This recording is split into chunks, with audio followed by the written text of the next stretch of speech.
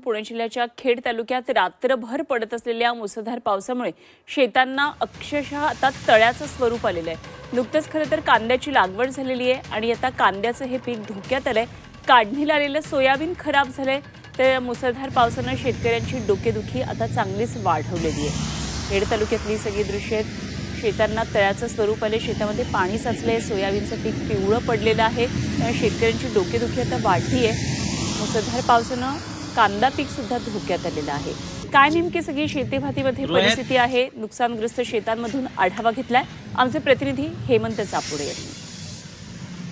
उत्तर पुणे जिल्ह्याच्या खेड तालुक्यात रात्रीपासून मुसळधार पाऊस बरसत असून मुसळधार पावसामुळे शेतकऱ्यांच्या शेताला अक्षरशः तळ्याचं स्वरूप आलेलं आहे। मी सध्या शेतकऱ्याने नुकतीच कांदा लागवड केलेल्या कांद्याच्या पिकामध्ये आपण या ठिकाणी जर पाहिलं तर रात्रभर या शेतात पावसाचं पाणी साचून राहिलेलं आहे, त्यामुळे कुठेतरी या कांदा पिकाला फटका बसणार आहे। आधीच शेतकऱ्यांनी मागील वर्षी काढून ठेवलेला कांदा वखारीत साठवून ठेवलेला आहे, त्या कांद्याला बाजारभाव नाही।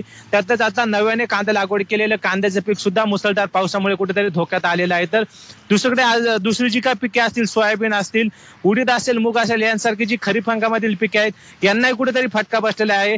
मधल्या काळात आठवडाभरापूर्वी पावसाने कुठेतरी विश्रांती घेतली होती, त्यानंतर कुठेतरी खरीप हंगामातील जी काही पिके होती ती पाण्याअभावी करपू लागलेली होती। तर आता जे काही शेतकऱ्यांच्या जे काही सोयाबीन असेल या पिकांना ज्या काही कमी प्रमाणात शेंगा लागलेल्या होत्या त्या शेंगा सध्या तोडणीसाठी आलेल्या होत्या आणि त्यात आता मुसळधार पाऊस सुरू झालेला आहे, त्यामुळे या सोयाबीनच्या पिकाला सुद्धा फटका बसणार आहे। तर कांद्याच्या पिकाचंही प्रचंड नुकसान झालेलं आहे, त्यामुळे या मुसळधार पावसामुळे कुठेतरी शेतकऱ्यांची चिंता वाढलेली आहे। बळीराजा शेतकरी सध्या दुहेरी संकटात सापडलेली परिस्थिती उत्तर पुणे जिल्ह्यात पाहायला मिळत आहे। Hemant Chapude, Zee Media, Khed, Pune.